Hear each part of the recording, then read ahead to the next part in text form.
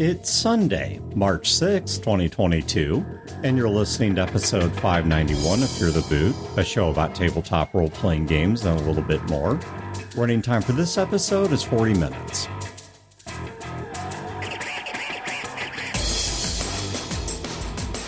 Welcome to Fear the Boot. My name is Dan. This is Wayne. I'm Brodeur. So I apologize if there's like a... Well, you guys may have noticed on like a lot of our shows, there's kind of like this clicking noise in the background. What you're hearing is my dog chewing on a bone that he only chews on when we're recording. Like if I'm sitting here working or doing whatever and the level of background noise doesn't matter, he just sits there and watches outside and does nothing in particular. But whenever we start recording and the sound quality matters, he has a bone that he keeps up here in the recording studio that he whips out every time we sit down. So if you're wondering what that noise is, that's what it is. And if I took the bone away, he'd just get high maintenance and whiny and it'd be even worse. So we're just going to let that go. It's about dominance, Dan. It's about doing what you're told. He wants everyone, including the audience, to understand he is the center of attention. Yeah, he's the big boss dog, and we are all just his bitches. So, all right, before we get into the main topic, Brodeur, you want to talk about a video game for a little bit? Well, no, I've been lusting. One of my great life's regrets is selling off my L5R Legend of the Five Rings first edition stuff. Okay, I think I still have mine, so... I don't, but I'm replaying Ghost of Tsushima. And the thing is that it's better the second time because I'm playing it on a higher difficulty and I'm playing with the New Game Plus. So you start over with all your shit from the first time through. You know, that's what New Game Plus has been for like 20 years. I've never played New Game Plus, Dan. I'm not an adroit video game player. I've never heard of New Game Plus. Thank you, Wayne. So I played the first time through on easy, you know, kind of the just the story thing.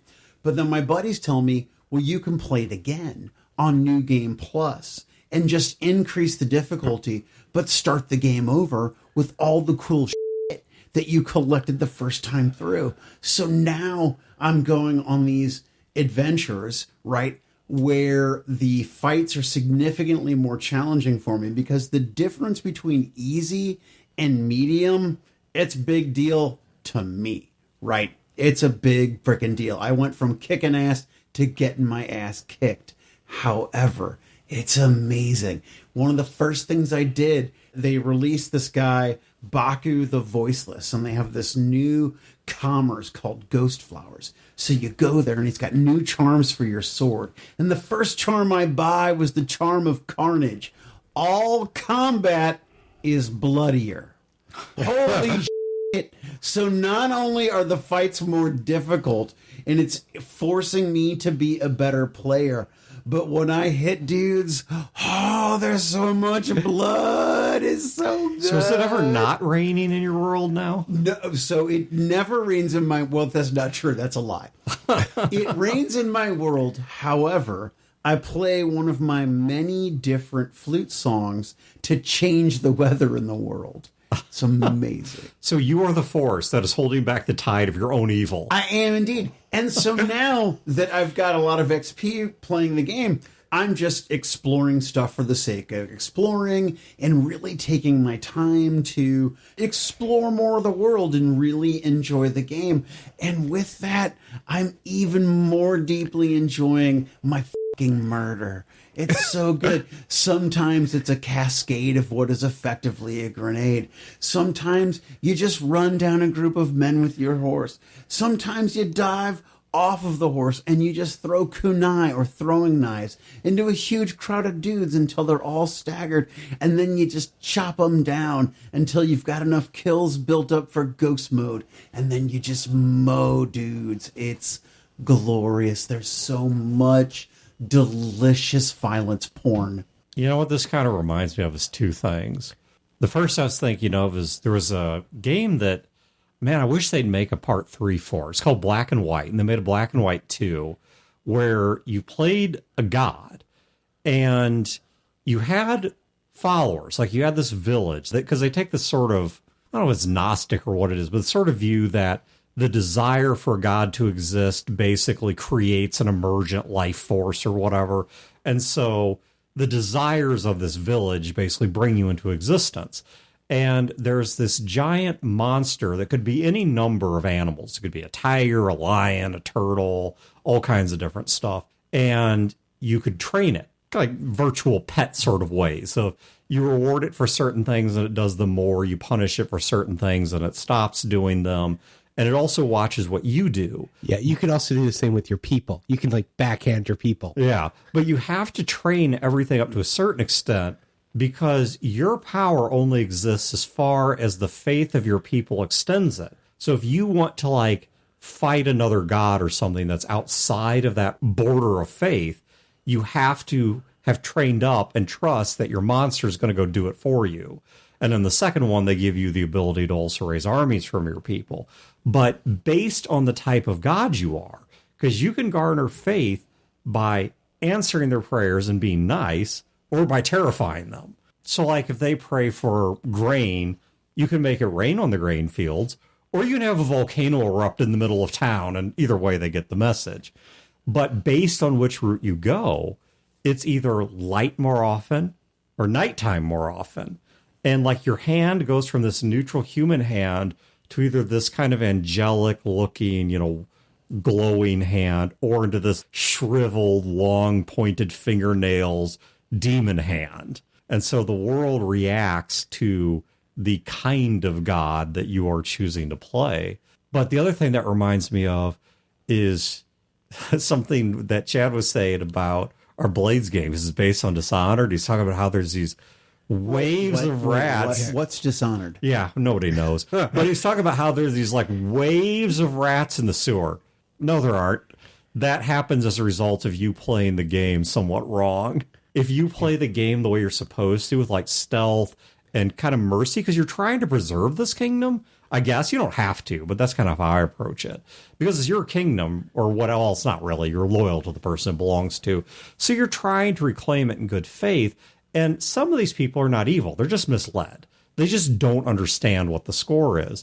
And so I try to be really kind and spare them. And when you do that, the world changes. So in my world, you got out of the sewers, there's just like refugees and random shops and things like that. Whereas the more people you kill and the more chaos you bring into the world, this plague spreads.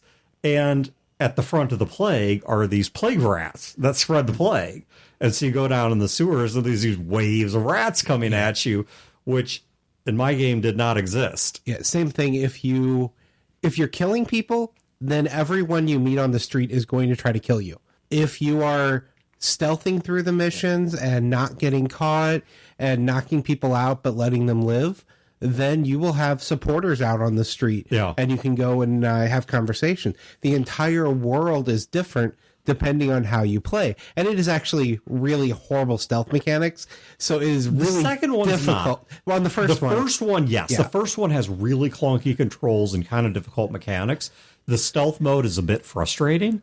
I did it. I'm not sure why, outside of the fact that I'm neurotic, but I did play through the first one on a relatively clean stealth playthrough. The second one, the controls, the mechanics, the gameplay, they are notably improved.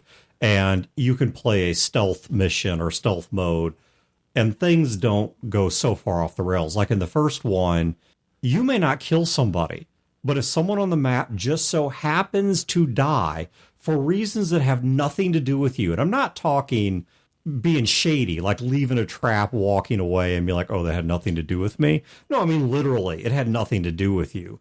Like, you're fighting one enemy with a sword, another enemy chucks a grenade into your fight and kills his buddy while trying to kill you. They count that against you in the first game. It's really annoying. Yeah, that's lame. There was one really cool mission in there where you have all of these options. You have a character asks you to spare her relative, and you find out the relative is going to be poisoned by somebody. And you have the opportunity, you can switch the drinks. So the guy that's trying to do the poisoning gets the drink. You can do combat and just kill the guy that's trying to kill him. You can dump the drinks and sneak Yeah, away. you can dump the drink, sneak away. And there's all of these different options you have, and any of them are completely valid for continuing the game. Yeah. It's just one of them will lead to nobody dying. One of them will lead to the guy that's trying to do the poisoning dying, or you can let the relative die. Or you can kill them both. Yeah, or you can kill them both yourself. So, all right, let's get down to our topic. Wayne, you pitched one that at first I was like, there's no way we can make a show out of this. But actually, we just started to, and I just now realized that our banter topic ties into the main topic. Yeah. That was What do you completely mean? Like, unplanned. because it was raining in the game. Yeah. Because I did we're talking about all of this tremendous, efficient killing. Yeah. And then it started to rain coincidentally, so I played a flute. I'm just saying that if Wayne or I played the game, the world would be in a drought because it would have never rained once. And yeah, so what we were talking about, or what Wayne pitched as a topic idea, I was kind of skeptical at first. But then as we started talking about, no, maybe there is something to discuss here.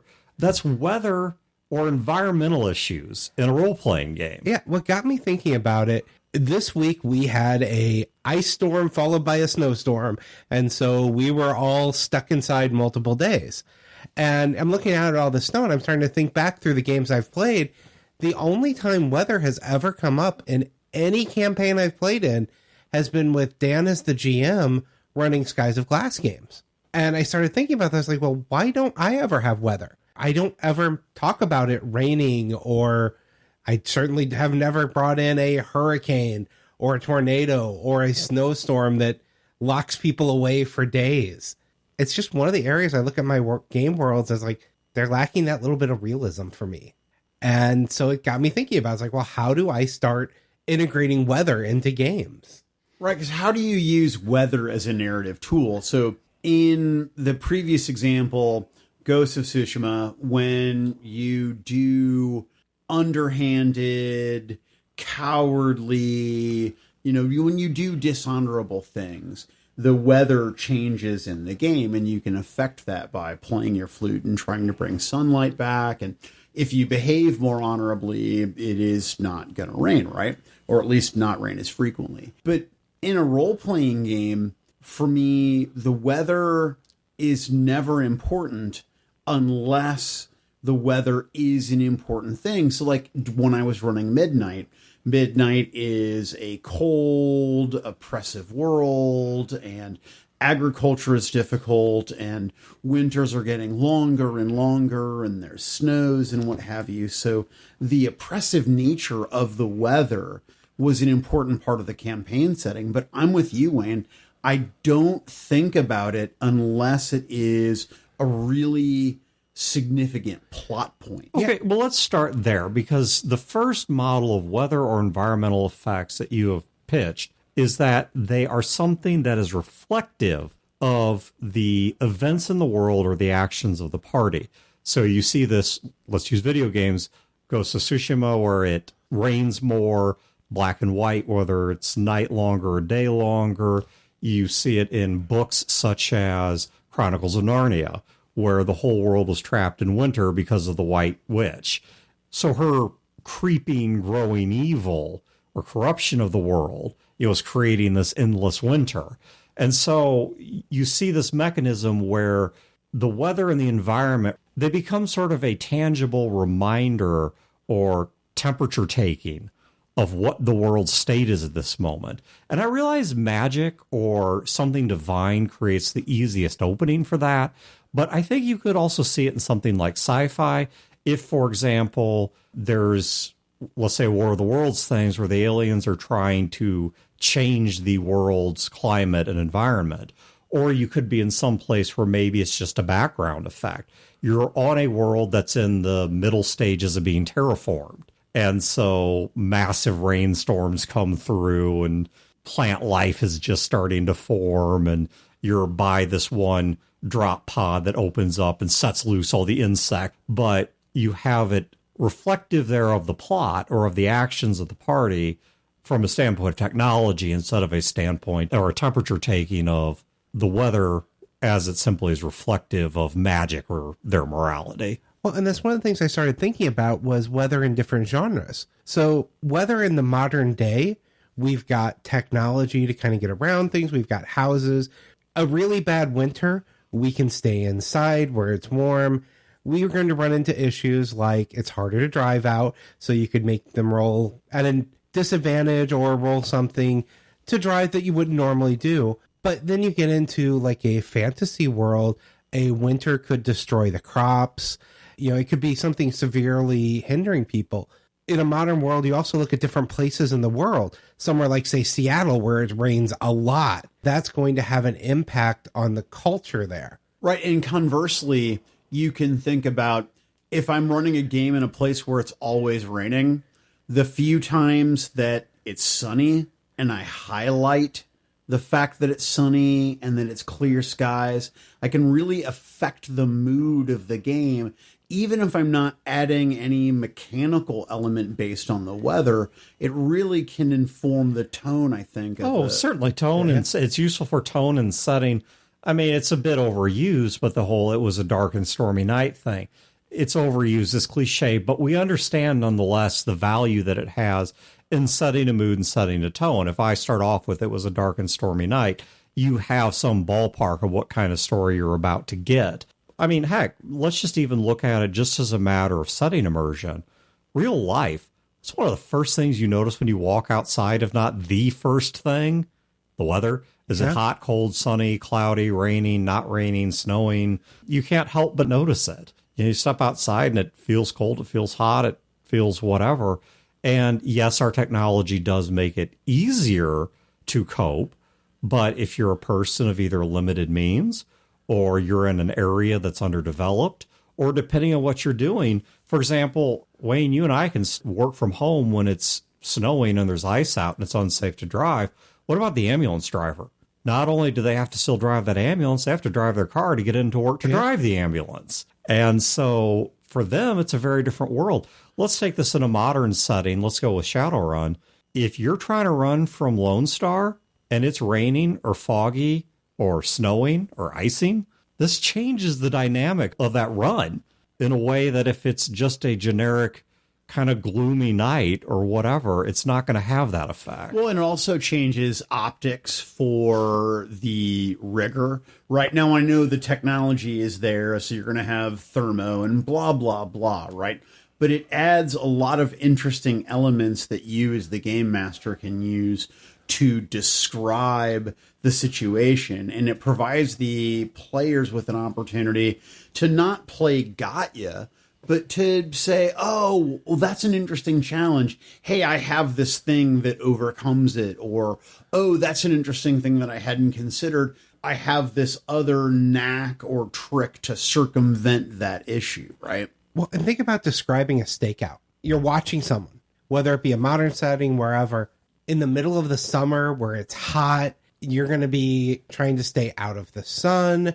You're going to try to stay cool. Versus in the winter where it's freezing, you've got extra layers of clothes on, and just minor things like that can really add to the description of the scene. Right. Rain's coming down in sheets. You can't see a damn thing, but your supervisor, the lieutenant's a bloody idiot and insists that you go on the stakeout to try to do surveillance on the perp, and you just can't see crap, right? But then something happens, you have to go outside the car, but now all of your senses are utterly dulled, right? They're muffled by the rain. You can't smell a darn thing. Your ability to hear is, over distance is significantly reduced. That's one of the things I loved about 3.5 is they actually had rules for over this distance, you take X amount of penalty to your listen checks. So let's talk about that. Let's make that our second point here.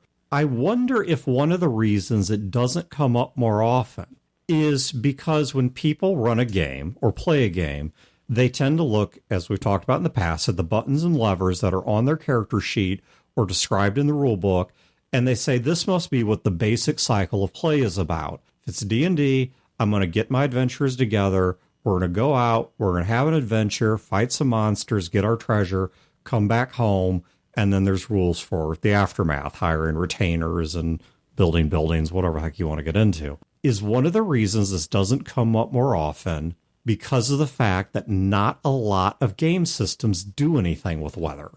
Or if the game systems do, those aren't the rules that people have necessarily read. Yeah, it's obscure little rules that are over kind of on the side here, but they don't make a really big deal out of it. That if it's the desert in the middle of the noonday heat, you walking around in plate armor might start to affect you in this way. Now, I realize some games do have rules for this. D&D, I will give credit to. They have done a pretty good job of fairly consistently including weather rules or environmental effect rules. And I think they have to because so many spells create weather or environmental attributes. In fact, one of the things I've done is when I'm trying to reflect weather is if I can't find rules for it in D&D, I find a similar spell. So if they're like in driving snow, okay, it's not going to do the same amount of damage, but I'm going to look at a spell like Sleet Storm for the basic framework of what should the effects be. Do they have to make a roll to fall in it?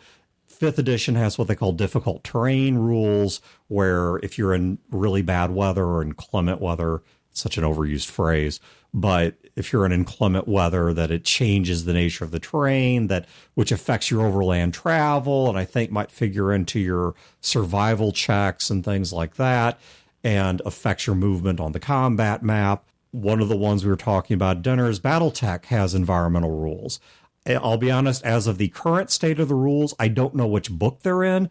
They have at times been in the main rule book. At times they've been in supplements. I don't know where they are located today, but I know that Battletech has environmental rules. So if you are in a planet that is Arctic, your heat dissipation has a different set of rules to it. Probably the height of that was when they did the stuff for Solaris 7, which is a competition game, blood sport kind of world, where they have all these big mech on mech fights and people get killed and it's craziness. They had really detailed rules for the environmental effects of different arenas. Because like one of them was a semi-functioning factory. And so there were like lifts moving and conveyor belts moving and they had oil slicks on the floor. And now that was a while back. I don't know if the rules are still that detailed, but I know they are still there. But returning to the original point, these are kind of the exception. Most games really don't deal with weather. Yeah, I got to think about things like tracking. So let's say you're trying to track someone through the woods. If it's raining, then you could say that the rain is washing away the tracks. But if it's muddy ground, then it's more likely to make tracks because you're leaving footprints in. Yeah. And for snow, if it's snowing, the snow can cover the tracks.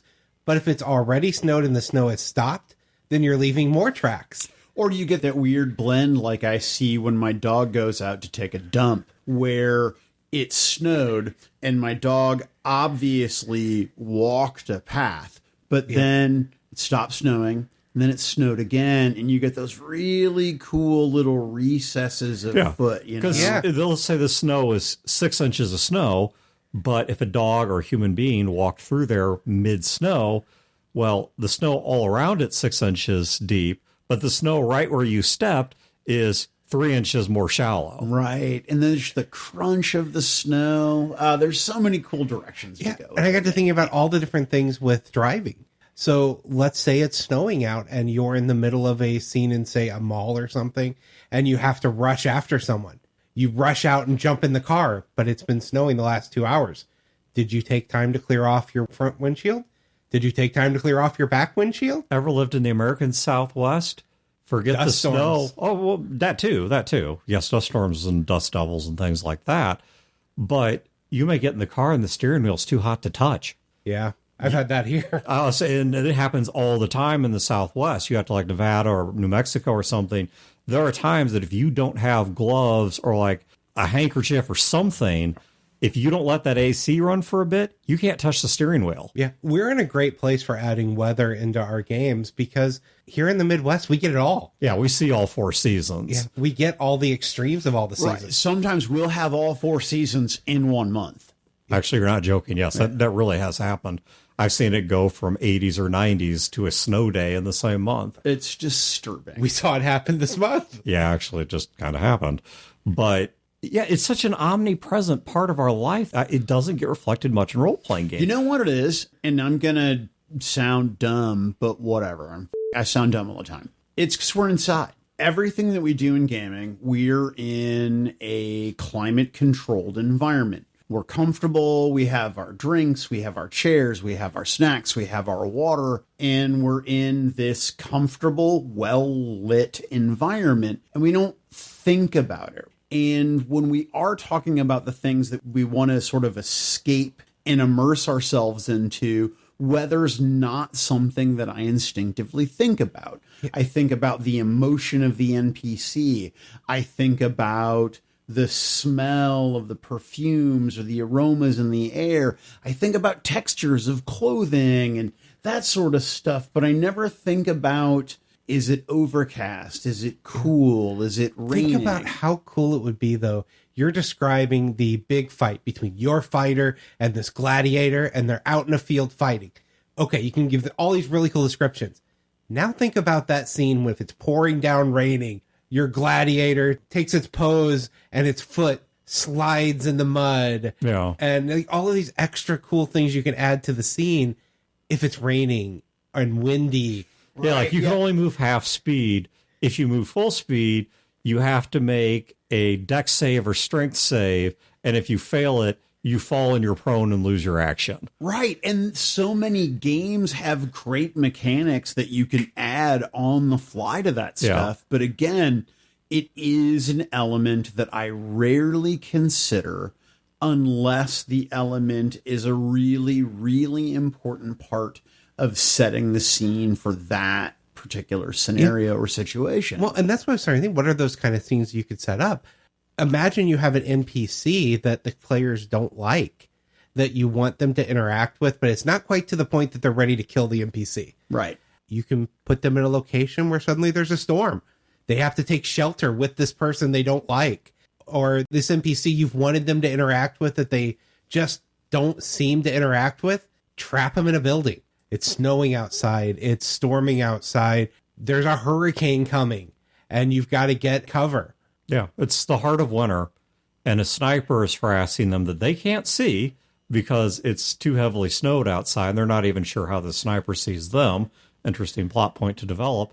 But in the meantime, they have to try and survive in this one cabin until the snowstorm passes so they can see the sniper to shoot him or get away safely. And you've got to survive 2 days with only what's on your person and what's in this cabin. Yep.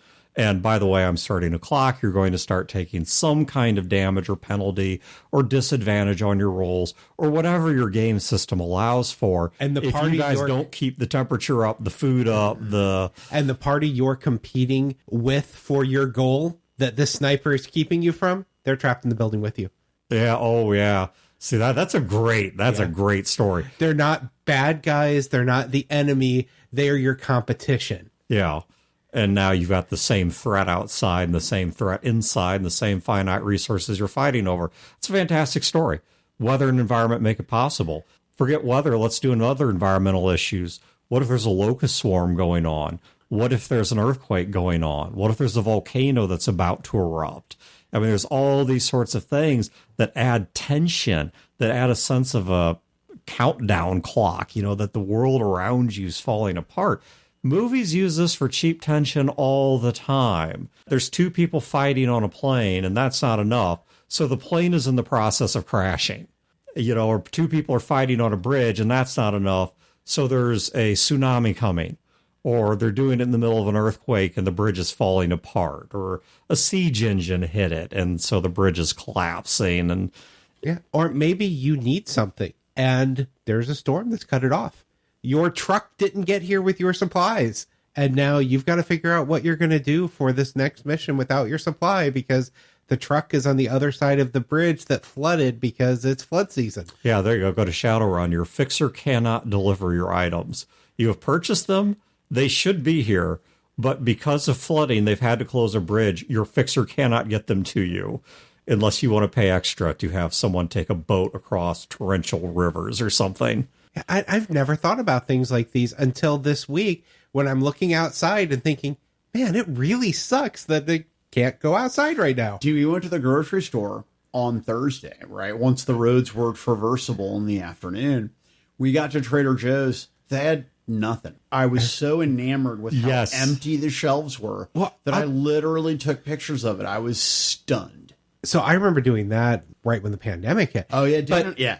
I'll take that back to Monday. Before the storm hit, I'm on a call with work people, and I'm like, yeah, I'm going to cut out at like 4 so I can go to the store before the storm hits. My boss goes, no, clear your meetings. Go at 10. It's like, go out there now, because if you wait until 4, the stores are going to be insane and nothing's going to be there. Right. And one of the guys I worked with was like, yeah, my wife was out last night. It was crazy. So I go to the store at 10. I'm watching the huge crowds as everyone's trying to get stuff. A guy walks out of the back with bread to go put on the shelves, and people are grabbing it out of his hands. Yeah, dude, it was crazy, man. I was busy with work stuff, so I was working from home, but nonetheless, I was busy with work stuff, and I needed some things relatively quickly, mostly like, it was actually dog food was the main thing. And so I did an Instacart thing, and the dude that was doing my Instacart shopping at 2 points, he's like, okay, you want this item? I wasn't looking for anything weird. He's be like, here's what it is, because they can send pictures over the chat thing. What is it you want? Like one of them was, I was like, well, I've got some bagels, see if you get some cream cheese. He went back to the dairy aisle. There was like one of 5 different items, and that's it. The entire rest, like he took a picture. He's like, here's the dairy shelves. They were empty, except 5 items, one each of 5 items on one shelf. Is like, is there anything here you actually want? And actually there did happen to be, by coincidence, one of the 5 things was something I wanted. So I'm like, yeah, grab that one. Yeah, and he did that on another aisle too. I don't remember what it was, but it was the same thing where there was nothing. It was like a post-nuke shopping. Yeah, and this happens every time there is a predicted snowstorm here. It happens on the coast if there's a predicted hurricane. So this is something that you could easily add into your game. Yeah. Of you need supplies, but you waited until the last minute, and you weren't watching the weather because you were planning your raid, and now you get to the store and things are missing. Well, cultural reality here. Let's put aside politics. Okay, no political judgment here at all. Let's just describe a demonstrably true economic reality. The world's been a wee bit crazy the past few years, in case you haven't noticed. You know what one of the hardest items right now in this country to get is? A firearm and or ammunition. Okay, for people who are in Europe or Australia, this may be a bit befuddling to you. But these are normally relatively common items in the U.S. Well, what's the point in this? Well, it may not just be groceries. Let's say there's war coming to the lands, right? Winter is coming, the figurative one from George R. R. Martin. You go to the blacksmith to buy your sword. What makes you think he's got anything left to sell? What makes you think all the other people with a few coins haven't already been here and cleaned him out of his 2 chainmail shirts and his couple of swords and the horseshoes, and all he's got left is a few like little good luck charms. Right. And sure, he's got a shit ton of money now, but now he can't get iron or all the other accoutrement that he needed, all the other elements. Because it's either been used up or the war front is inhibiting his ability to move. Right. And if he has a sword left, it's not going to be the normal price. Yeah. Because he's not beholden to any sort of laws. That's going through the roof. And so in something like Shadowrun, if there's a big war brewing between 2 of the megacorps, you think people aren't going to react to that, especially when the corporate people, I don't know where the rules are at now, but at least in the editions I played, they had licenses where they could still legally buy firearms. They didn't have to go through a black market. And so they could still clean out the supply chain, because, by the way, where most illegal guns come from is they're stolen. Okay, for anyone who didn't know, it's a little bit of trivia. Most illegal guns are stolen from legal gun distribution chains. They're stolen from people's houses or from gun stores or from things like that. I realize it's different elsewhere in the world because there's a lot of firearm smuggling and such. But my point here being that you clean out the legitimate supply chain, that has a ripple effect to the black market. Mm-hmm. So the fact that you're going through a fixer and not a legitimate dealer, or you're going through your guy in the sewers as opposed to the blacksmith up in the main part of town, that may not help as much as you think it does. Or if it does, like Wayne said, expect to see an opportunistic price markup. Yeah, and I just got thinking more and more about everything I have happen in my game tends to be because of people or creatures or people. Not the things outside their control. Exactly. And I think you can have some of those stories that are man versus nature or man versus man because of nature. Yeah. So, I mean, what's the recommendation here? I think I've got two. The first one is if you need a way to add some significance to weather the environment. If the game system you're playing does not have rules for it, sit down and make up some simple ones. Don't make them complicated because they'll be too hard to balance. Just have something like for every hour the temperature is not warm, everybody here loses a box of health. Or everybody here gets another -1 penalty to certain attribute checks because of the cold or because of hunger. Or you have a penalty, whatever. Keep it simple. Don't overcomplicate it. Now, once again, D&D Battletech, some games have rules for this. If they don't, make your own. Keep them simple. If you are not prepared to make your own, hit Google. I guarantee you either A, someone has made the rules, or B, there's an amateur game designer who would probably find it a fun distraction from work to spend 30 minutes bashing out weather rules for you, or earthquake rules, or volcano rules, or whatever it is you need. I think the second point that I would add is to remember the effect that weather and environment have on your daily life, and just incorporate that even if it's purely in the description. Yeah, that's my big thing is I want my worlds to feel alive. And that means sometimes things happen that have nothing to do with the plot. For me, I want to start flavoring in things like having it rain or snow, even if I don't do anything mechanically with it, adding those descriptions here and there, describing how, you hear the rain on the roof or things, just is one more thing that can make my world feel more real. Well, and how does every Christmas episode of every flippin' TV show or Christmas in a movie, I don't even need to describe the snow. You all see it, right? You see the lights, the store windows, right? You know what we're talking about. But if we're talking about a storm on, some, northeastern Atlantic coast, you know what we mean, a desolate, dry desert with the sun beating down and the cracking skin and the flaking of lips, right? Like it says so much to you in just a few words. It also gives you a chance, I think, to draw out other features of the world. For example, let's go back to Shadowrun. Let's say it's foggy out. Well, okay, that could be you have decreased vision past a certain range, even your thermographic, because it does screw up your ability to see heat at very long ranges, so that's going to be dropped off as well. But there's other things you can talk about. You could say, because of the fog, there's an accident at one of the street corners because two people couldn't see each other. There's Lone Star and an ambulance pulled up, and the red and blue lights from their lights on top of their vehicles is reflecting off of the fog, casting this alternating red and blue hue across the street you're walking on. That's one of the few light sources bright enough to overpower the neon lights vying for your usual attention or whatever. It gives you these opportunities to kind of upsell the setting a bit, to describe features that otherwise wouldn't be noticed. Yeah, it's nice out. There's a lot of animals out. It's raining or snowing and out. A lot of people.